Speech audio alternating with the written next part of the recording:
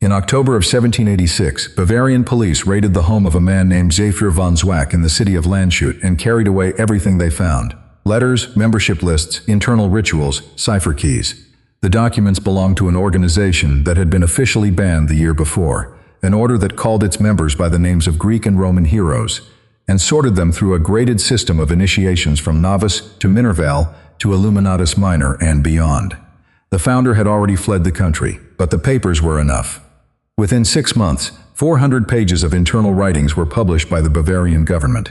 And within a decade, 2 separate authors, one in Scotland and one in France, would use those papers to construct a theory that the French Revolution itself had been orchestrated from a university classroom in Ingolstadt. The man who started it was a law professor. Adam Weishaupt was born on February 6, 1748, in the Bavarian city of Ingolstadt, the seat of one of the oldest universities in German-speaking Europe.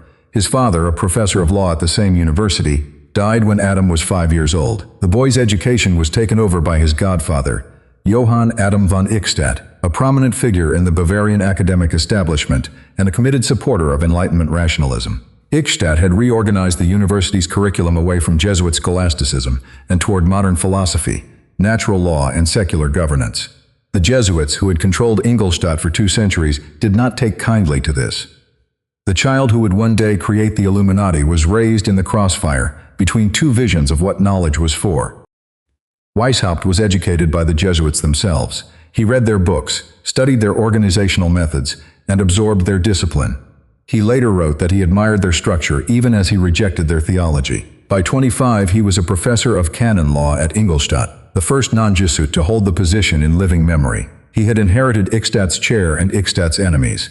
The Jesuits had been formally suppressed by the Pope in 1773, dissolved as a religious order across most of Catholic Europe. In Bavaria, their influence survived the suppression. Former Jesuits still held university posts, still dominated intellectual life, still resisted the Enlightenment reforms that Eichstätt and his allies had introduced. Weishaupt saw them as the obstacle. He wanted a counterforce. He considered Freemasonry. The Masonic lodges of southern Germany were by the 1770s the most visible network of Enlightenment-friendly thinkers in the region. They offered ritual, secrecy, fraternity, and a philosophical language drawn from the Hermetic and Rosicrucian traditions. Weishaupt visited lodges. He read their literature. He found them disappointing. The lodges in Bavaria, he concluded, were too focused on ceremony and too susceptible to mystical nonsense, particularly the higher degree systems that had been imported from France and that promised their initiates contact with ancient wisdom, alchemical secrets, and communication with hidden superiors. Weishaupt wanted something harder. He wanted a secret society that would train its members in rational thought and deploy them into positions of influence across Bavarian institutions. On May 1, 1776, in a classroom at the University of Ingolstadt, Adam Weishaupt gathered a handful of students and founded a new order. He called them the Perfectibilists. The name did not last. Within months, Weishaupt had renamed the group the Order of the Illuminati, borrowing a term with deep roots in the history of European mysticism, where it had been used for centuries to describe those who had received divine or philosophical light. The founding membership was small, somewhere between 4 and 5 students depending on the source. The aims were grand: the perfection of human nature through education, the gradual elimination of superstition and priestly tyranny, and the promotion of rational self-governance. The method was secrecy. Members were given classical pseudonyms. Weishaupt called himself Spartacus. The early order was not impressive. For the first 3 years, Weishaupt ran it alone, recruiting students one at a time, writing the rituals himself, managing the internal communications, and struggling to keep members interested in what was, at that point, a reading group with a cipher system. The grades were borrowed loosely from Masonic models.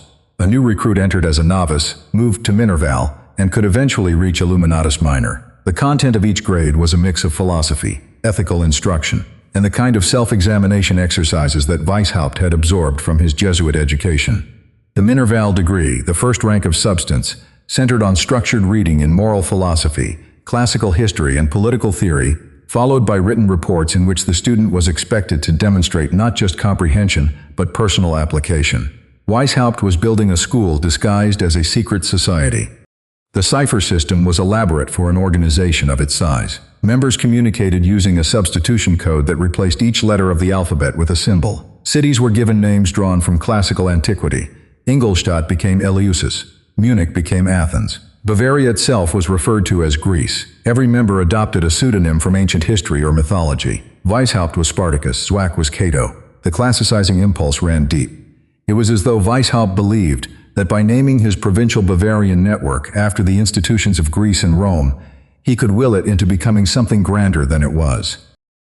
Members were required to submit regular reports on their reading, their moral progress, and their observations about the people around them.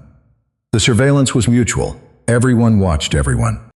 The order changed when it met a man named Adolf Franz Friedrich Ludwig Knigge, commonly known as Baron Adolf von Knigge. Knigge was a minor German nobleman, a Freemason of high degree, a published author, and a professional networker. He joined the Illuminati in 1780, and within months he had done what Weishaupt alone had failed to do. He rewrote the ritual structure from the ground up. He created new degrees, expanded the grade system into a hierarchy that stretched from the entry-level novice through the Minerval class, and up into a priest grade, a regent grade, and a projected set of mystery degrees at the summit that Weishaupt kept vague on purpose. Knigge gave the order organizational coherence, he gave it ritual drama, and he gave it reach. Between 1780 and 1784, the Illuminati grew from a handful of Bavarian students into an order with members across the German-speaking world. Estimates of total membership vary, and no single number is accepted by all historians, but the range given by scholarly sources runs from several hundred to perhaps 2,000 at the peak. Knigge's strategy was infiltration. Rather than competing with Freemasonry, the Illuminati would enter it from the inside. Knigge, who already held high Masonic rank, recruited lodge members directly, bringing them into the Illuminati as a secret inner order operating behind the Masonic structure. Entire lodges in some German cities were effectively absorbed. Bavarian government officials, university professors, clergymen, minor nobility, and a handful of significant literary and intellectual figures joined the order during these years. The writer Johann Wolfgang von Goethe was initiated in 1783 under the pseudonym Barruel. The poet and dramatist Johann Christoph Bode, who later translated Masonic texts from French, became one of Knigge's most active collaborators. The Duke of Saxe-Gotha, who would later shelter Weishaupt himself, was counted among the order's sympathizers. For a brief window, the Illuminati were one of the most sophisticated covert networks in European intellectual life. The expansion broke the partnership. Weishaupt and Knigge had disagreed from the beginning about authority. Weishaupt wanted absolute control. He wanted to approve every initiation, review every report, and dictate every ritual text. Knigge wanted a more distributed structure, something closer to the Masonic model in which lodges had local autonomy and leaders were elected rather than appointed. By 1783, the tension had become a full internal crisis. Knigge accused Weishaupt of running the order like a Jesuit general, imposing obedience through surveillance and punishing dissent with expulsion. Weishaupt accused Knigge of overstepping his authority and introducing mystical elements that contradicted the order's rationalist purpose. In 1784, Knigge resigned. He surrendered his Illuminati papers and withdrew from the organization entirely. The irony is that the accusation cut both ways. Weishaupt, the man who had rejected the Jesuits, had built an organization with a command structure that mirrored theirs. Absolute authority at the top. Strict obedience from members below. A system of internal reports that functioned as surveillance. The Jesuits had invented this model to spread Catholicism across the globe. Weishaupt had purposed it to spread Enlightenment rationalism across Bavaria. His critics and his closest collaborator used the same word to describe what he had done. The order had less than a year left. Rumors about the Illuminati had been circulating in Bavaria since the early 1780s. Former members who had been expelled or who had left in disillusionment had talked. Conservative Catholic clergy in Munich, alarmed by reports that university professors and civil servants were participating in a secret rationalist organization, pressed the case to the Bavarian government. On June 22, 1784, Elector Karl Theodor of Bavaria issued his first edict against secret societies, a broadly worded ban that did not name the Illuminati specifically, but was understood to target them. A second, more explicit edict followed in March 1785, naming the Illuminati by name and declaring membership a criminal offense. A third edict came in August 1787, making participation in the order punishable by death. Weishaupt fled Bavaria in February 1785, before the second edict was issued. He crossed into the neighboring state of Saxe-Gotha-Altenburg, where Duke Ernest II offered him protection and eventually a pension. He would live the remaining 45 years of his life in Gotha, writing defensive pamphlets and philosophical treatises, never returning to Bavaria, never facing trial. The order he left behind dissolved under the pressure of the edicts and the Zwack raid. If this kind of documentary excavation is the sort of thing that holds your attention, the channel has more of it.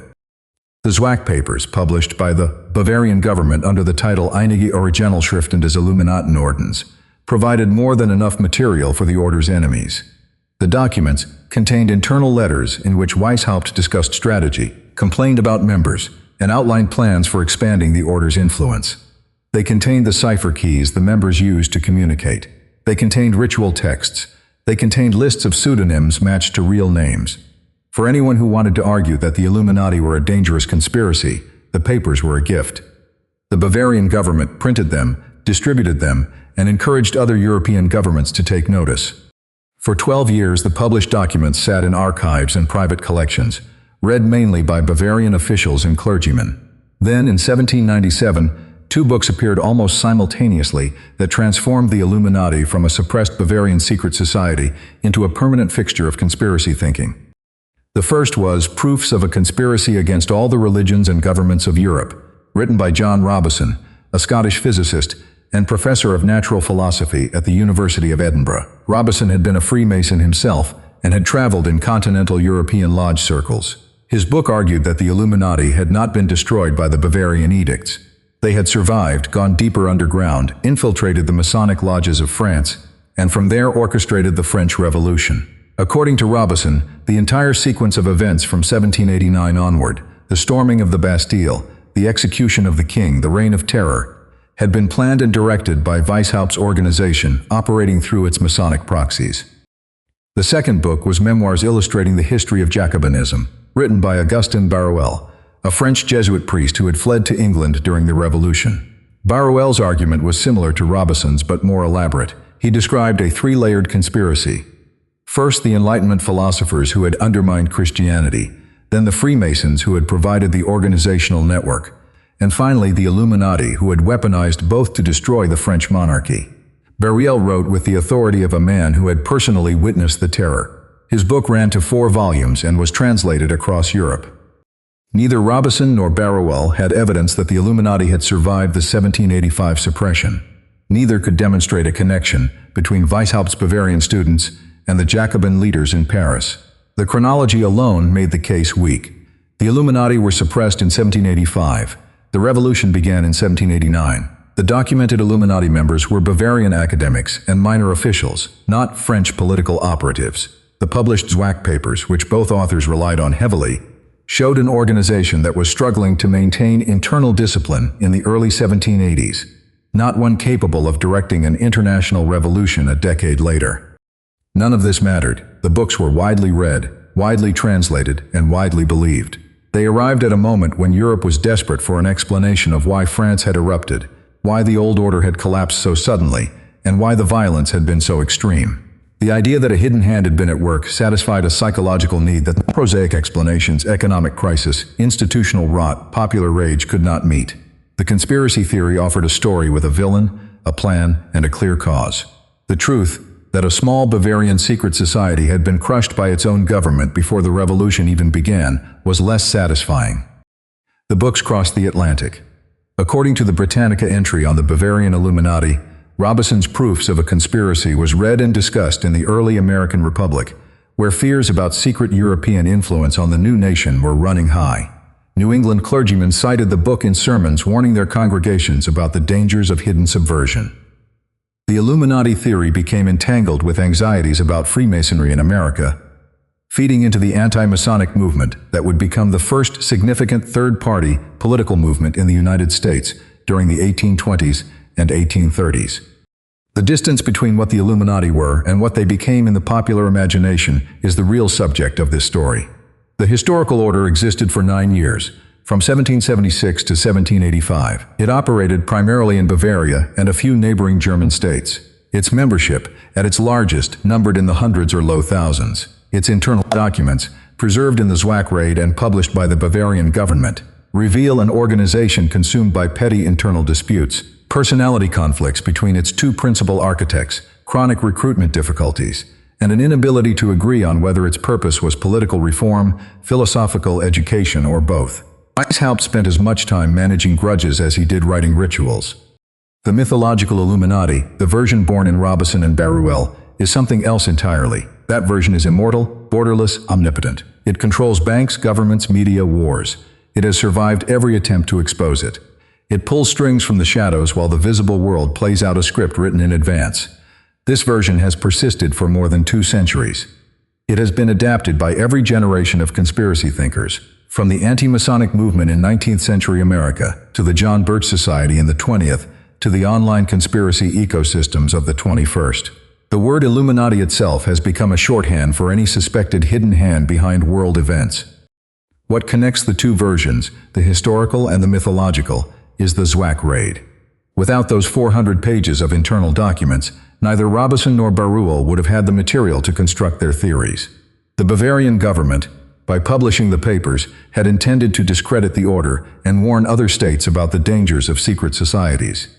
The unintended consequence was the creation of a documentary foundation for a conspiracy theory that would outlive the order by centuries. The papers were real, the cipher keys were real, the membership lists were real, the plans for infiltrating Masonic lodges were real. These verifiable facts became the scaffolding on which an entirely unverifiable superstructure was built. Weishaupt himself lived quietly in Gotha until his death in 1830. He wrote philosophical works that almost nobody read. He maintained correspondence with a few former members. He watched from a distance as his name became associated with a conspiracy theory that bore no resemblance to the struggling university reading group he had founded in 1776. According to the biographical entry maintained by the Ludwig Maximilian University of Munich, which now occupies the institutional lineage of the university where Weishaupt once taught, his later years were spent in intellectual isolation, defended by the Duke of Gotha but ignored by the broader world. The order he built lasted 9 years. The theory it generated has lasted 240. The 400 pages that Bavarian police carried out of Xavier Zwack's house in Landshut are still doing their work, still being cited, still providing the raw material for a story that no amount of historical correction has been able to retire. The distance between what was found in that house and what has been made of it since is the distance between a fact and a mythology, and in the case of the Bavarian Illuminati, the mythology won. If buried histories and the strange afterlives of suppressed documents are the kind of thing that holds your attention, there is more of this work on the channel.